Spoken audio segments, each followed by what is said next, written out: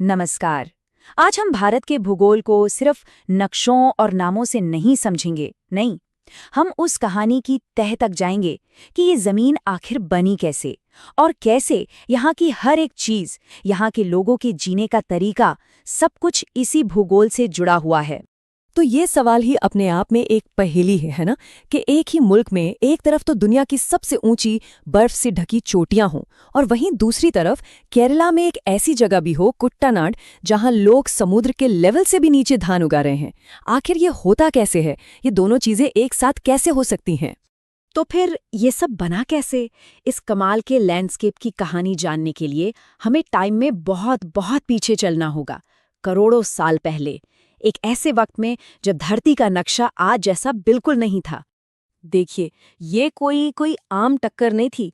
ये एक बहुत ही धीमी लेकिन जबरदस्त भूगर्भीय घटना थी जो करोड़ों साल तक चलती रही। सोचिए, एक जमीन का विशाल टुकड़ा, इंडियन प्लेट, जो कभी अफ्रीका और ऑस्ट्रेलिया का हिस्सा हुआ करता था, वो वहां से टूटा और धीरे धीरे उत्तर की तरफ बढ़ता गया और आखिरकार यूरेशियन प्लेट से जा टकराया। इसका सीधा सा मतलब ये हुआ कि हिमालय रुके हुए नहीं हैं, वो एक तरह से जिंदा हैं। एक ऐसी पर्वत श्रृंखला जो आज भी इसी वक्त हर साल थोड़ी थोड़ी ऊपर उठ रही है, और इसीलिए वैज्ञानिक इन्हें युवा वलित पर्वत या यंग फोल्ड माउंटेन्स कहते हैं। युवा इसलिए क्योंकि ये बनने की प्रक्रिया अभी भी जारी है। तो अब सवाल ये उठता है कि उस जबरदस्त टक्कर का नतीजा क्या निकला? उसने भारत के नक्शे को वो शक्ल कैसे दी जो आज हम देखते हैं? देखिए, हिमालय कोई एक अकेली पहाड़ी नहीं है। ये असल में एक के पीछे एक 3 दीवारों की तरह फैली हुई पर्वत श्रृंखलाएं हैं। सबसे ऊपर सबसे ऊंची है हिमाद्री। उसके ठीक नीचे आती है हिमाचल रेंज, जहां कश्मीर और कुल्लू जैसी खूबसूरत वादियां हैं। और फिर सबसे आखिर में सबसे नई बनी श्रृंखला है शिवालिक। और अगर हम दक्षिण भारत की तरफ देखें तो वहां 2 गार्ड्स खड़े हैं। एक है पश्चिमी घाट, जो एक लंबी, मजबूत, बिना टूटी दीवार की तरह है, और यहाँ बायोडाइवर्सिटी भी कमाल की है। दूसरी तरफ है पूर्वी घाट। ये थोड़ा कम ऊंचा है और आप कह सकते हैं कि ये टूटा हुआ है। बड़ी बड़ी नदियों ने इसे बीच बीच में से काट दिया है। अब बात करते हैं गंगा की, जिसे भारत की लाइफलाइन भी कहते हैं, और इसकी यात्रा वाकई किसी कहानी जैसी है। ये शुरू होती है एक बर्फीले ग्लेशियर से, जहां इसका नाम भागीरथी है। फिर देवप्रयाग में अलकनंदा नदी इसमें मिलती है और तब जाकर ये बनती है गंगा। हरिद्वार पहुंचकर ये पहाड़ों से उतरकर विशाल मैदानों में फैल जाती है और फिर अपने लंबे सफर के आखिर में ब्रह्मपुत्र से मिलकर दुनिया का सबसे बड़ा डेल्टा सुंदरबन बनाती है। अच्छा, पहाड़ों और नदियों के बाद अब उस ताकत की बात करते हैं जो भारत की धड़कन है, जो यहाँ के जीवन का पूरा मिजाज तय करती है। जी हाँ, हम बात कर रहे हैं मॉनसून की। मॉनसून का मिजाज कितना अलग अलग है, ये इस चार्ट को देखकर साफ पता चलता है। जरा सोचिए, एक तरफ है मेघालय का मासिनराम, जो दुनिया की सबसे नम जगहों में से एक है, जहां बेहिसाब बारिश होती है, और दूसरी तरफ है जैसलमेर, जहां साल भर में मुश्किल से थोड़ी बहुत बारिश होती है। एक ही मॉनसून, लेकिन जमीन आसमान का फर्क।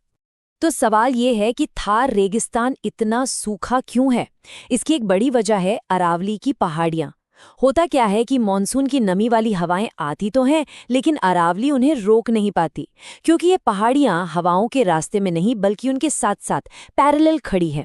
तो नतीजा ये होता है कि बादल बिना बरसे ही आगे निकल जाते हैं। और ये जो कमाल का भूगोल है, इसने सिर्फ जमीन को ही नहीं बल्कि यहाँ रहने वाले लोगों और उनकी जिंदगी को भी उतने ही कमाल के तरीकों से गढ़ा है। यहाँ की डाइवर्सिटी भी इसी भूगोल की देन है।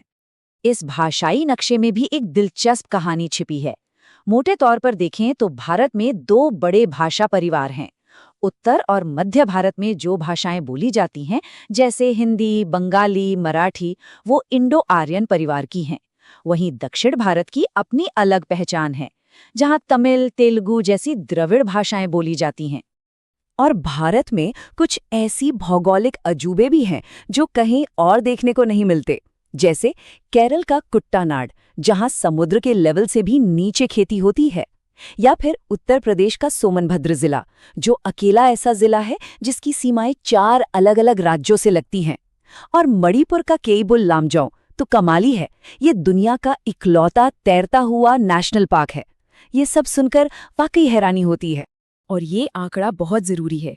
इसका मतलब है कि देश की आबादी का एक बहुत बड़ा हिस्सा आदिवासी समुदायों का है। ये वो लोग हैं जिनका इस जमीन से, यहाँ के जंगलों और पहाड़ों से हजारों साल पुराना एक बहुत गहरा रिश्ता है। भारत की असली सांस्कृतिक विविधता का ये एक बहुत अहम हिस्सा है। ये सारी बातें हमें आज के दौर में ले आती हैं, जहां हजारों लाखों साल पुराना ये भूगोल अब आज के दौर के नए दबावों का सामना कर रहा है। आज़ादी के बाद देश को आगे बढ़ाने की एक जबरदस्त मुहिम शुरू हुई।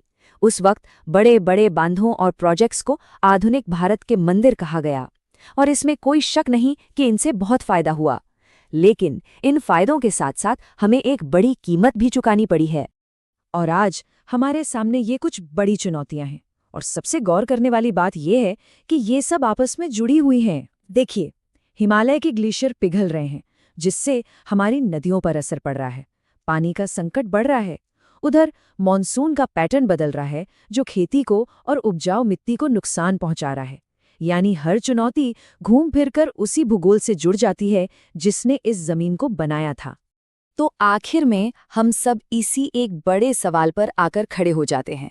एक तरफ विकास की जरूरतें हैं और दूसरी तरफ उसी भूगोल को बचाने की जिम्मेदारी है जो इस देश की पहचान है। इन दोनों के बीच संतुलन कैसे बनाया जाए, ये शायद आज के भारत के सामने सबसे बड़ा और सबसे जरूरी सवाल है, और इसका जवाब ही तय करेगा कि आने वाली पीढ़ियों का भविष्य कैसा होगा। Yeah.